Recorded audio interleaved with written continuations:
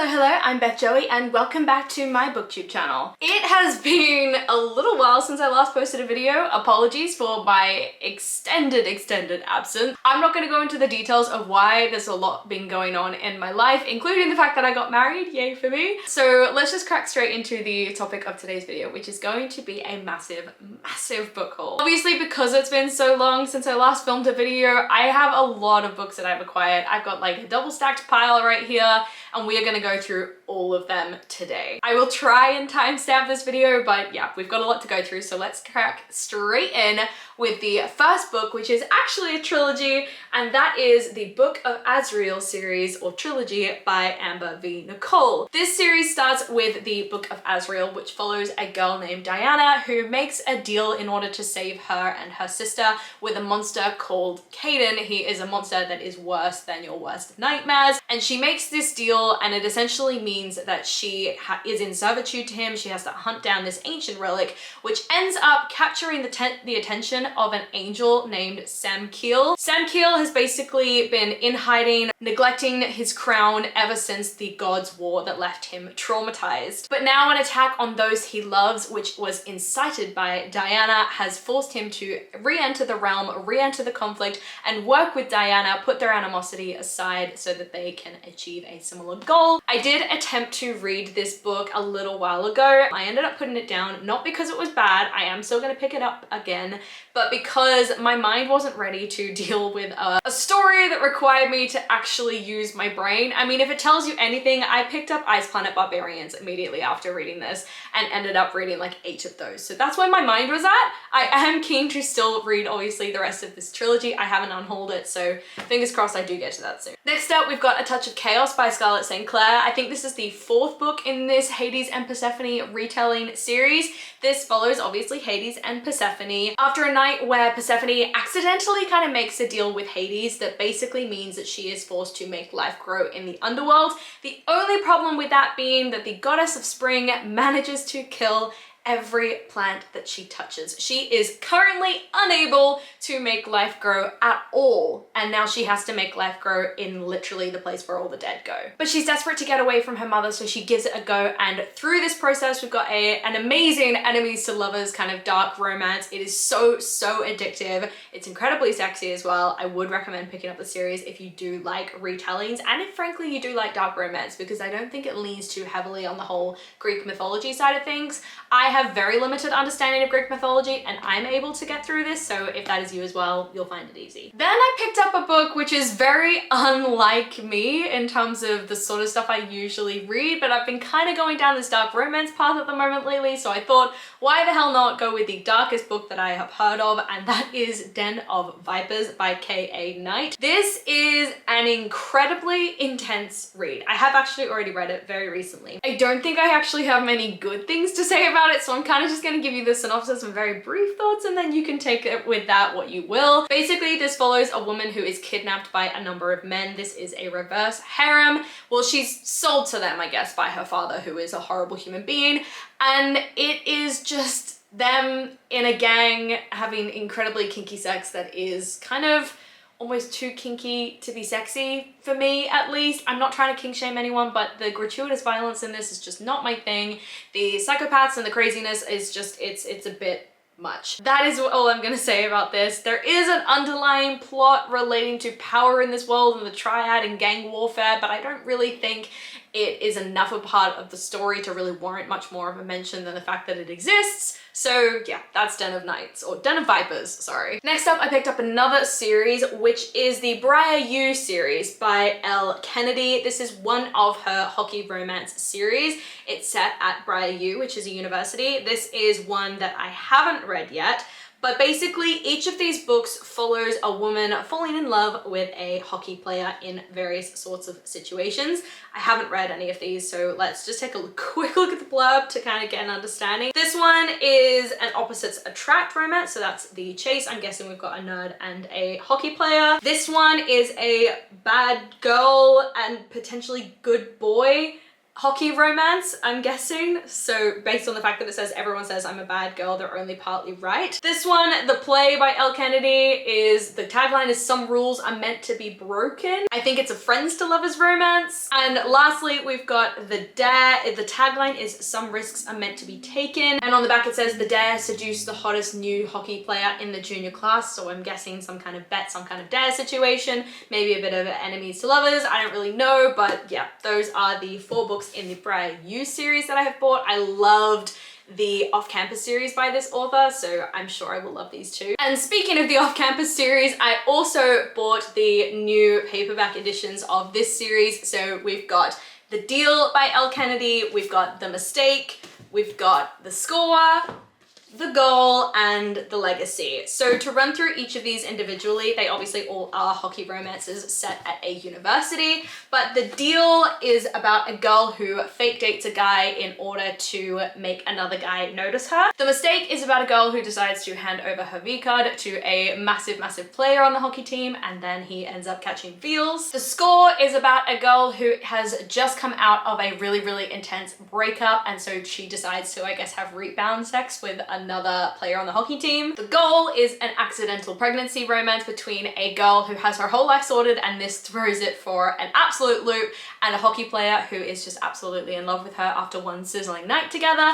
And then The Legacy is a tie-up of 5 novellas set as like extended epilogues after each of these books that follows each of the characters and where they're at now. So let's escape the world of hockey for a quick minute and talk about The Intimacy Experiment by Rosie Danan. I actually recently, or not so recently, read another book by this author which I think is kind of set in this world, and the name of it is escaping me. I think it's like Roommate something. I'll put it on the screen if I remember. But I remember that one being incredibly sex positive, and I think this one is quite similar. They work together to create some sort of like website for X-rated content, I guess.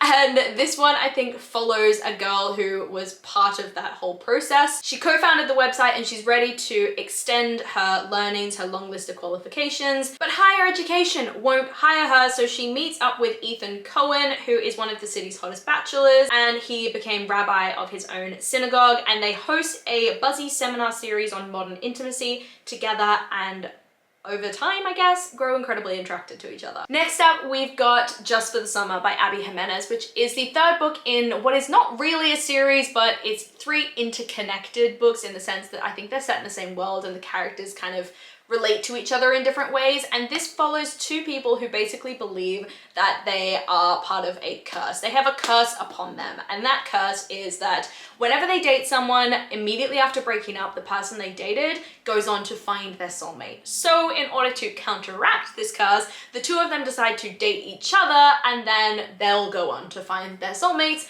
Except, I guess, sparks fly and a relationship starts where they didn't expect it. Next up, we've got Wild Love by Elsie Silva, which is the next series from this author. I loved Chestnut Springs, and I think I read most of the books in her other series. I can't remember the name of, but I think it starts with Off to the Races. This is a billionaire romance by this author, and I believe all the heroes are going to be single parents as well, which is super exciting because I love the single parent trope and I love billionaire romances. This is a best friend's little sister romance. Ford Grant, the hottest billionaire, hires Rosie to come and work for him, and he is just unable to resist her, which we love. We love it when that happens. Throw in the single parent trope with a daughter that he didn't know that he had, and you've got me absolutely obsessed with this book. Next up, we have got The Paradise Problem by Christina Lauren. This is an author where I've had some hit and miss success with. I've actually found that I love a lot of their older stuff, but a lot of their newer stuff I don't enjoy as much, so naturally I went and picked up another one of their new releases thinking that that would somehow change fate. I don't know, I haven't decided whether or not to give up on this author duo yet. I'm undecided, but this particular book follows Anna Green, who is determined to marry and then promptly divorce Liam Weston in order to get a discount on campus housing, only for West to then tell her that in order to get his inheritance, he needs to show up to his sister's wedding with a significant other, so they decide to keep up the ruse, and I'm guessing fall in love along the way. Then we've got Here We Go Again by Alison Cochrun, which is a romance about 2 women who find out that their favorite teacher from school is dying, essentially, and he has one last wish to go on a road trip, and so they take him on this road trip. The only problem being that these two women really hate each other. They started their lives as childhood best friends, but then high school started and they turned into bitter rivals, so I guess what's going to happen between these two in a very, very cramped car with a teacher that they both love. Next up, we've got Next to You by Hannah Bonam-Young. I think this is one of the books in an interconnected series starting with Out on a Limb, but I'm not 100% sure because I haven't actually read Out on a Limb yet. That is on my wish list to buy at some point. And this follows Lane, who is in the middle of a midlife crisis, and as part of that, she decides to buy a massive school bus and embark on van life. And so she recruits her friend Matt, who is a bit of a hottie mechanic because she has little to no renovation experience, and they decide to kit out this minibus or actual big yellow school bus together. Lane is a bit of a hot mess, whereas Matt has some serious settle down energy, so these two have to work together, fight together, and create a home together. Sorry if my positions moved at all. My camera overheated, so I had to turn it off and then come back in a little bit, but anyway, let's keep going with the rest of the video. So the next book series I'm going to talk to you about is the Mile High, or Windy City series, I think it's called, by Liz Tomforde. It starts with Mile High, then we've got The Right Move, and then we've got Caught Up. This is a series of sports romances, but I believe they all follow different sports. So the first one I think is hockey, ice hockey. The second one I think is basketball, and I think I heard that the third one is baseball. I haven't read a lot of baseball romances, so I am keen for that, but I have read Mile High and The Right Move, and I loved both of these. So this one, as I said, is a hockey romance. It follows a woman who is a flight attendant on the flights for the hockey team and ends up falling in love with one of the players. This one follows her best friend who's just come out of a very, very emotional, intense breakup because she thought that this was the guy that she was going to be with for the rest of her life. She's also a flight attendant alongside the main character of this book, and she falls in love with a basketball player who I think is the brother of the main character of this book as well, after she's basically forced to move in with him because she loses her place because of the breakup. This one I know nothing about. So it says it's a single dad who's a starting pitcher for Chicago's MLB team, and Miller is a high-end pastry chef who is hired by the coach to be on the team.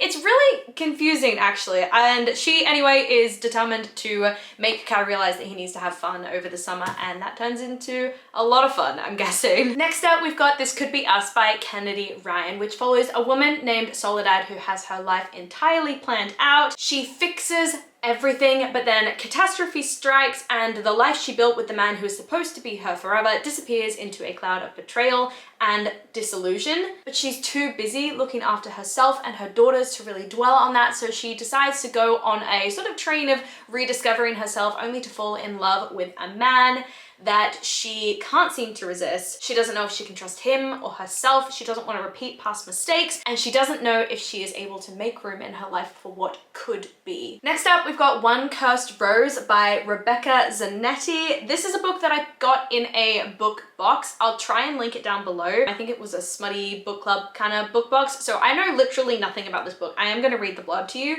It says, anyone can be swallowed by the darkest of shadows. Alana Beaumont is the sole heir to Aquarius Social, and with the company under attack from an unseen enemy, her father decides to marry her off to a rival family in the hopes of securing an alliance, leaving Alana torn between her family duty and her thirst for revenge as her wedding day approaches. That's all I'm gonna say. I'm sure there's more, but sounds like a dark romance. Then we've got None of This Is True by Lisa Jewell. I've heard a lot of people talk about how amazing they find this book, so I'm really excited to be picking it up. I think a book club that I'm in is going to be reading it soon. So this follows a woman who runs a podcast all about amazing women. And then one day in a bar, she meets someone who is like her birthday twin, and this person convinces her to do the next podcast episode about her, despite the fact that her life is falling apart. It's supposed to be this episode all about how her life is changing and how she's on the path to greatness, but she's just at the beginning. But it turns out that this woman is hiding some incredibly dark secrets, which we are only yet to find out as our main character invites her into her home. Then we've got The Serpent and the Wings of Night by Carissa Broadbent. I feel like so many people know so much about this book because it just went viral and so many people have read and loved this, but I know literally nothing other than it has vampires and apparently some sort of Hunger Games kind of tournament. The adopted human daughter of the Nightborn vampire King Araya carved her place in a world designed to kill her, and her only chance to become something more than prey is to enter the Kajari, a legendary tournament held by the goddess of death herself, but winning isn't going to be easy because she's human competing against some vampires, so in order to survive, she's forced to make an alliance with a mysterious rival. Everything about him is dangerous, he's ruthless, he's a vampire, he's an efficient killer, and he's an enemy to her father's crown, so he's her greatest competition. But what terrifies Araya most is the growing feelings and the fact that she is strangely drawn to him, but there's no room for compassion in the Kajari, and nothing is more deadly than love. So I can understand why everybody's going nuts about this, because that sounds really cool to me. Next up, we've got Hopeless by Elsie Silver, which is the fifth and final book in the Chestnut Spring series by this author. I have been holding off on reading this for the longest time because I so desperately don't want this to be over, and this book follows Beau, who is the brother that I have been desperately waiting for the book from, because his whole story has been teased throughout the series, and I so desperately want to know what's going on, and I've heard some not so positive reviews about it, which makes me really nervous. But this follows Beau, who is entering into a fake engagement with a woman because she wants to try and reverse the town's perception of her because she's from a family that everybody kind of judges and doesn't like. Beau doesn't believe that it's as bad as she thinks it is, but they decide to enter into the engagement to get his family off of his back and to get her reputation resolved. But then lines start to blur, and what happens behind closed doors starts to not feel like pretend at all. Next up, we have got Love Redesigned and Love Unwritten by Lauren Asher. These are the first two books in the Lakefront Billionaires series by this author. This follows Julian and Dahlia. I think this is a bit of an enemies to lovers romance. She is recovering from a broken engagement, and he or his family has hired her to be the interior designer for a rundown lakefront home, and desire is inevitable. This one, however, follows Raphael and Elle. Elle is a hopeless romantic who writes love songs. Raphael is a struggling workaholic who could inspire 100 breakup albums. On paper, they have nothing in common except for Raphael's son, who Elle is the nanny for, and she comes to the house, I guess, every summer for 14 days to help look after the son. I'm sorry if that was a horrible description. I don't know anything about these two books other than the fact that I love Lauren Asher's Dreamland Billionaires series, so I'm hoping that I'll love this too. Then we've got Behaving Badly by Isabel Wolff. This is a little bit left field for me. I didn't actually pick this myself. It was part of a book box, which again, I'll put the link to that book box down below. It is a lovely Etsy seller who started doing a blind date with the books. The way that she packages those is absolutely incredible. You can tell she puts so much effort and thought into it. So this is, I think, the second book in the book box that I got from her blind date. It's contemporary romance, and it says, all men are beasts, or so Miranda Sweet believes. As an animal behaviorist, she can get inside the heads of deluded Dalmatians and introverted iguanas, but she can't work out why the men in her life behave so badly. Animals are braver, kinder, and a lot more reliable, so Miranda's given up on love to open her own clinic and work her magic on neurotic pets and their grateful owners. But can she keep the whole male species at bay forever? Her best friend Daisy, an incurably romantic wedding planner, doesn't think so. So when a delicious photographer comes on the scene, even Miranda starts to wonder if she's been a bit hasty. We're almost at the end, I promise. The next one, we've got The Gravity of Us by Phil Stamper. This was another book in the book box that I just mentioned. And this one says, with Leon, the burning in my chest has never been so perfectly bright, so clear.